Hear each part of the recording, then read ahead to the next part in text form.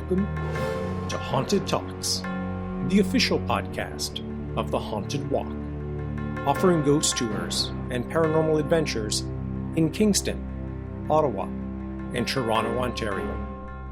My name is Jim Dean. I am the creative director, and we really appreciate you joining us for today's episode.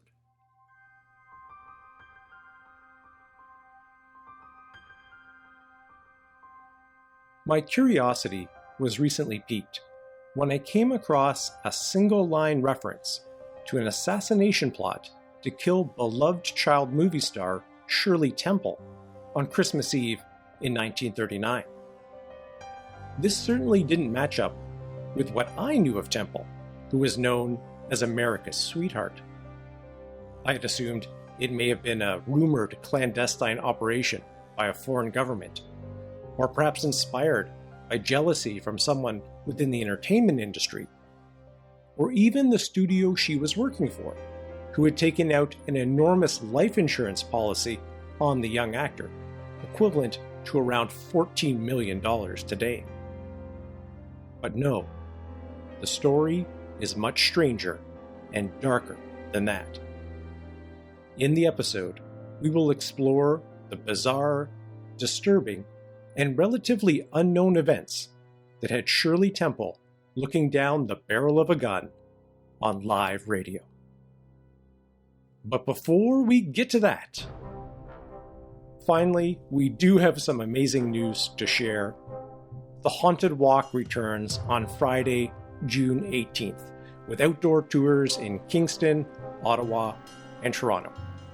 Our tour guides have been waiting a very long time to get back out there and tell the stories that we love sharing, so I hope you will have the opportunity to join us. In Kingston, we have our original Haunted Walk of Kingston, which focuses on the downtown area, as well as our Ghosts of Fort Henry tour, which takes you inside Kingston's Haunted Fortress.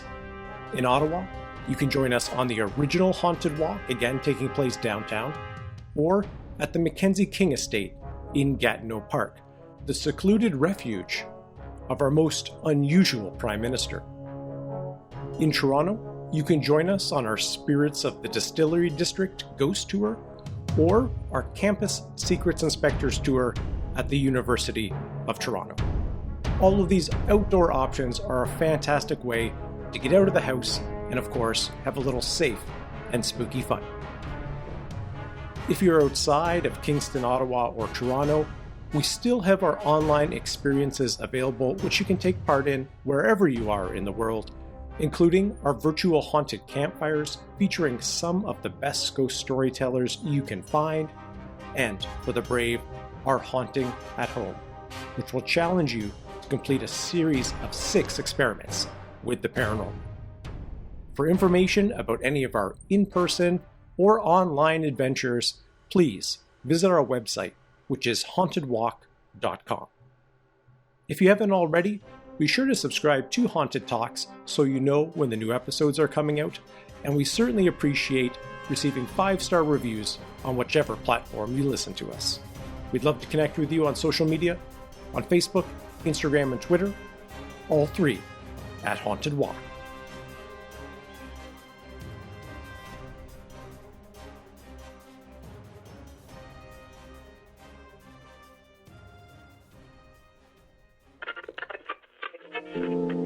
Animal crackers in my soup, monkeys and rabbits loop-the-loop. Gosh, oh gee, but I have fun swallowing animals one by one.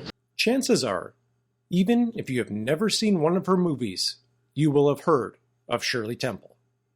Or at least the mocktail that bears her name, which is a perfect complement to this episode and is made by pouring 1 ounce of grenadine over ice, topped with 4 ounces of ginger ale, gently stirred and garnished with a maraschino cherry on top.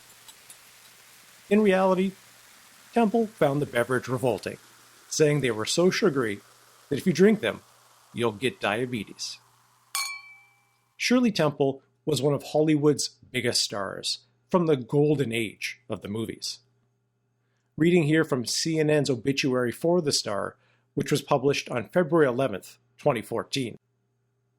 Shirley Temple Black, who rose to fame as arguably the most popular child star in Hollywood history, died late Monday night.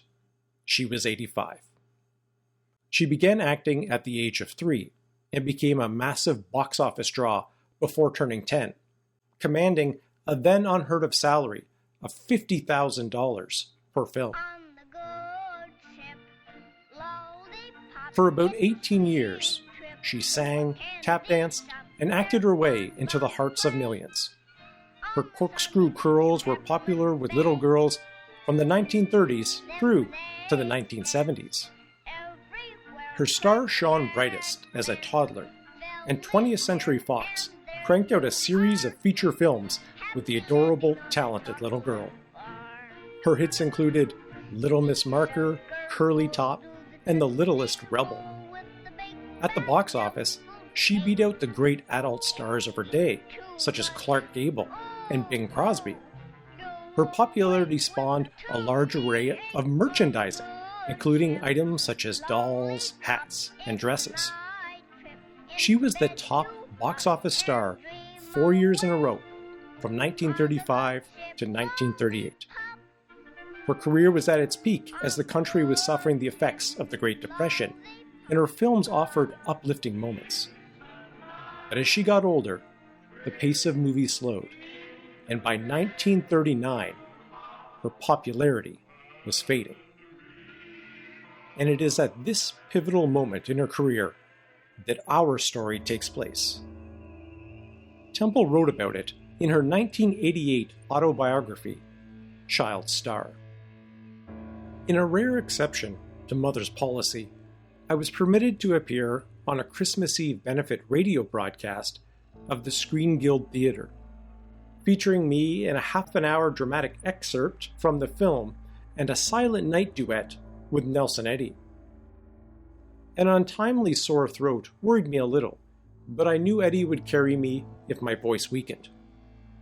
My upstairs theater dressing room faced directly onto a parking lot. Standing at the window, I looked out while Mother fussed with the back of my hair, and I saw a scruffily dressed woman carrying a large handbag come along below, peering up into each window as if searching. When she saw me, her face lit up with recognition. Scowling, she raised her fist and shouted something unintelligible.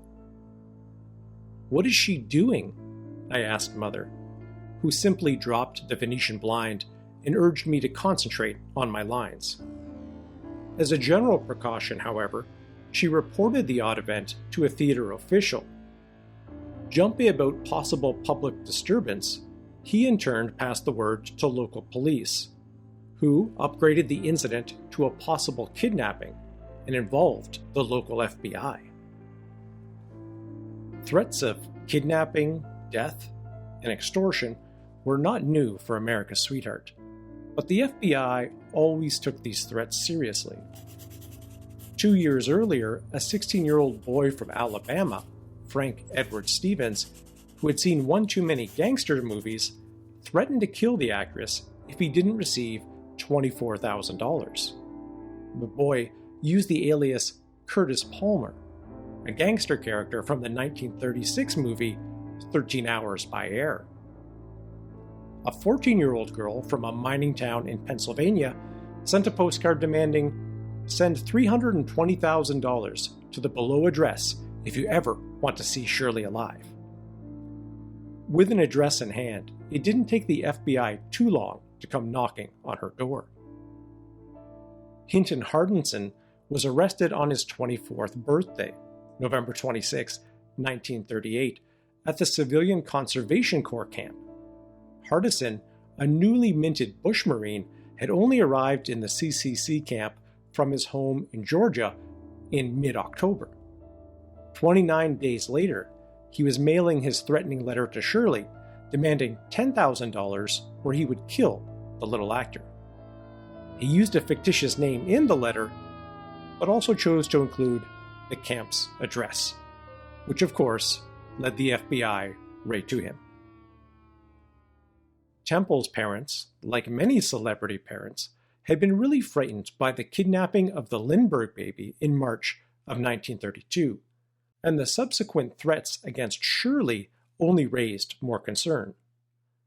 Temple writes about a few of these incidents in her autobiography. Although gratified by my popularity, as measured by box office, polls, and cash offers, Mother clung to her general apprehension, born of the horrifying Lindbergh baby kidnapping in 1932. Presumed wealth and international prominence might attract kidnappers. Her general concern was fueled by several events, perhaps mild in themselves, but viewed by her as harbingers of evil. During the time of the heavily publicized kidnapping of an heir to the wealthy Weyerhaeuser family in Washington state, a boy appeared at our home, scruffily dressed and ill at ease. He told Mrs. Brackett, our housekeeper, he had an urgent message. The same gang that had kidnapped Weyerhaeuser intended to make me its next victim. Turning, he fled. In a hopeful euphemism, the studio announced that some delinquent had created a quote-unquote disturbance by counseling me on my career. A small solace to Mother in her fragile frame of mind. In Texas, a youthful prisoner was cut down by the jailer while attempting to hang himself with a light cord. Nearby lay a despairing note of love for me, touching enough to get him bundled off to a mental institution. Again, Mother's apprehension deepened. As a fan of horrifying stories, the incident caused me no particular alarm. In 1936, there was a short newspaper column on the extremes that were taken by some families to protect their famous children, including Shirley Temple. Shirley Temple's father accidentally demonstrated Friday the stories of mechanical bodyguards for the movie children are based on facts. Bells clanged, lights blazed, and a siren whined when George Temple set off the apparatus in the Temple home while tripping the master switch during the morning. Shirley's house is considered kidnap-proof. The houses of other million-dollar babies are similarly protected with automatic gadgets. Should an intruder disturb them, they light the house and grounds, lock the outer gates, and set off an ear-splitting jangle of bells and whistles, fit to waken the neighborhood for miles around. Bing Crosby's babies have an invisible ray watching over them in sleep. If it is broken by the body of a prowler, bedlam breaks loose. Barbara Bebe Lyon, little daughter of Ben Lyon and Bebe Daniels, has a similar protection. What's more, the ironwork on the outer gates and walls surrounding the house are electrically charged. Marilyn Dietrich, Harold Lloyd, and Anne Harding depend on flesh and bone protection for their children when they are in Hollywood. Neither Mary Schreiber, daughter of Miss Dietrich, or Jane Bannister, Miss Harding's child, are ever out of sight of the bodyguards. The Lloyd's house is surrounded by high walls, inside of which are a dozen Great Dane dogs. Shirley's father, George, as well as the various bodyguards charged with protecting her, were well known to carry guns to ward off any potential trouble. But when you are a celebrity, a true superstar recognized around the world, it is impossible to eliminate all risk when interacting with the public.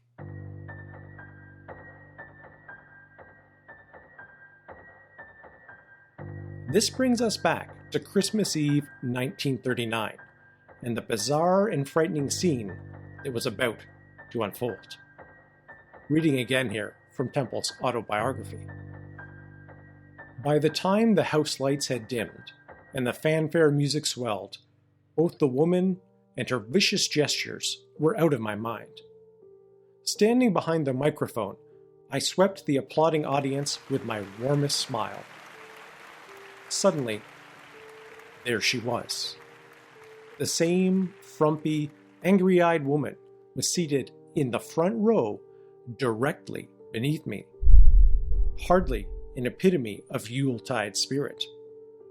At that moment, the orchestra hit my cue, so I silently cleared my throat and launched into the song.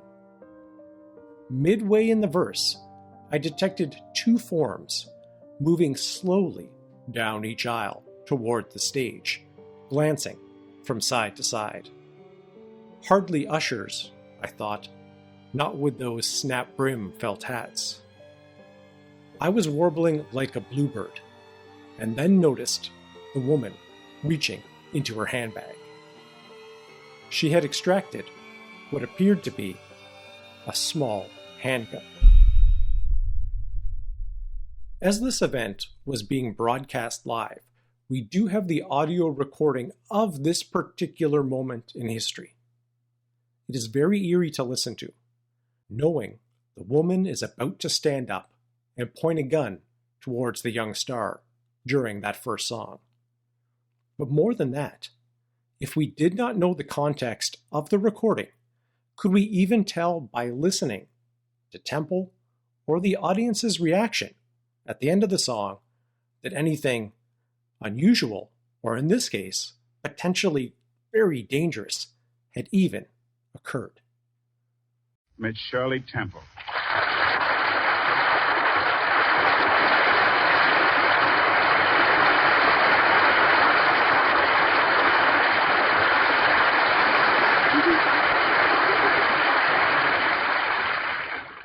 Thank you, Mr. Eddie. What do I do now? Well, anything you say, Shirley. It's your program. But if I might make a suggestion, as one singer to another, how about a song? All right, Mr. Eddie. I'll sing Someday You'll Find Your Bluebird. Good.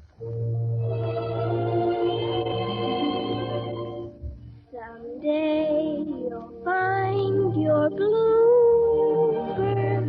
Wait your turn. Bide your time. For when you find your bluebird, life will be so sublime. It may be right near you, or maybe worlds apart. When love comes, you'll find it on the windowsill of your heart. And then you'll hear your bluebird sing a song of happiness to you.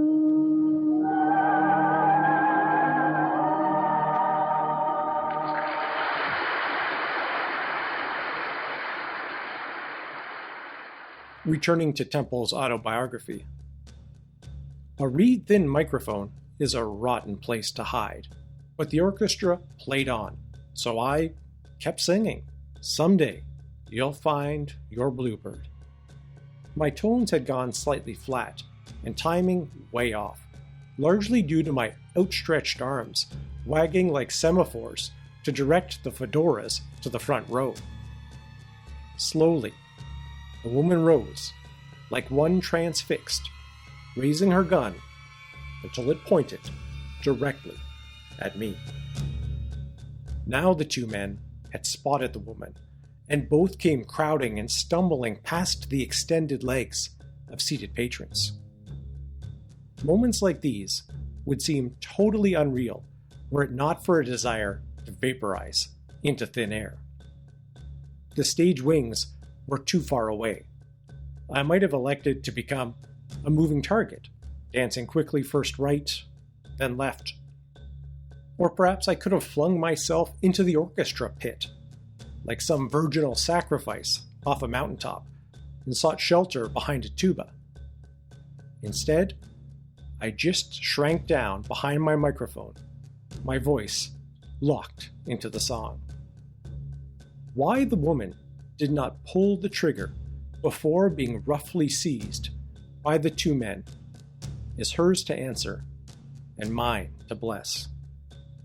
Disarmed and lifted bodily, she made no sound audible over the orchestra music, nor did the orchestra leader, his back to the disturbance, miss a beat. It was a long evening. Apparently undismayed by the passing wrestle in the front row, the audience applauded appreciatively until Eddie began our Silent Night duet. Perhaps my chronic indifference to lyric voices had something to do with my performance, or perhaps placing us on opposite ends of the stage made harmony and matched phrasing difficult. A heavy cold certainly was no help, and perhaps the woman with the handgun was still in my thoughts. Whatever the reasons, my half of Silent Night would have been better left silent.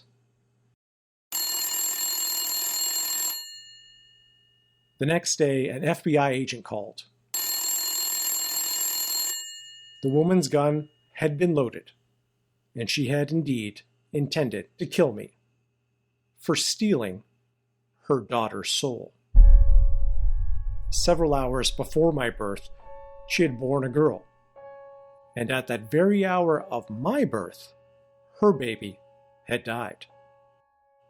My soul was in fact her daughter's, she claimed. To avenge the theft, she had set out to kill my body. Although the tale seemed understandable to me, Mother would have known its crucial fallacy. My birth date, the woman was using 1929, was fabricated long before. In truth, it was off by 1 year. So somebody else had stolen the soul. That's right. Apparently, the woman whose name and fate is currently lost to history had given birth to a girl on April 23, 1929. But sadly, the baby died not long after being delivered. The woman, who was obviously traumatized by the loss of her daughter, discovered that Shirley Temple was born on the same day. Employing a twisted kind of logic, the woman convinced herself that killing Shirley would be an act of vengeance. Temple correctly points out in her autobiography that the woman had gotten her birth date wrong. Shirley was born in 1928, and her mother, Gertrude, had lopped a year off her age to make it appear she was younger than she actually was, for the sake of her movie career.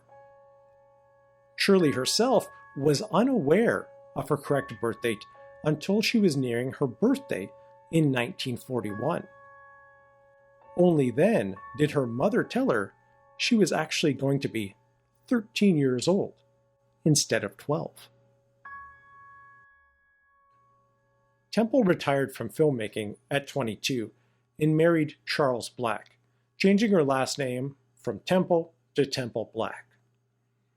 But she did not fade from the public eye.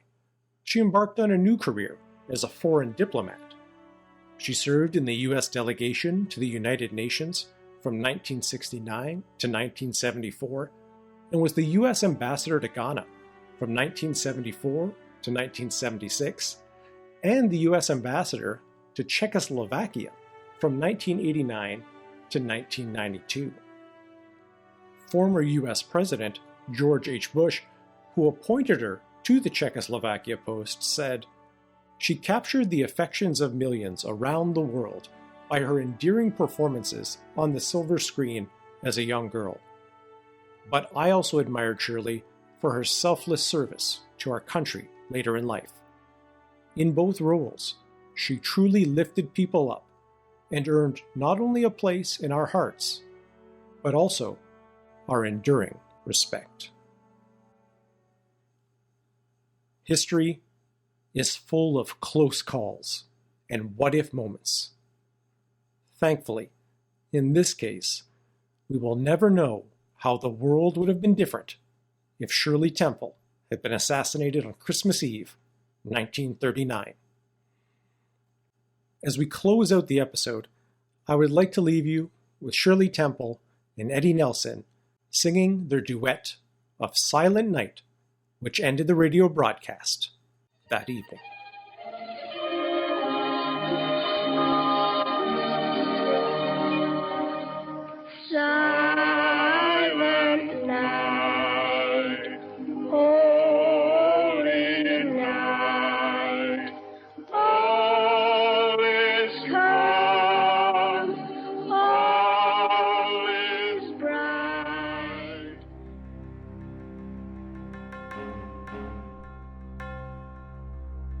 as always, thank you so much for joining us for the episode.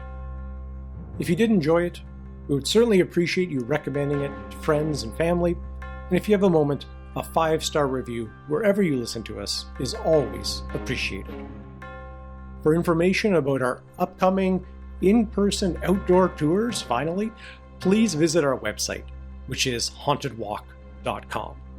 There you will also find information about our online experiences that we have to offer as well. We'd love to connect with you on social media, Facebook, Instagram, and Twitter, all 3 at Haunted Walk. We recently launched some new Haunted Walk summer camp t-shirts and tanks, which are pretty fun. You might want to check those out while you're on there. If you haven't already, be sure to subscribe to the show so you know when the new episodes are coming out. As always, a big thank you to our Haunted Talks team, including Michelle Dennis, our outstanding audio editor, and to Kevin MacLeod at filmmusic.io for the additional music. For the full music credits, please visit our website. Until we meet again, sweet dreams.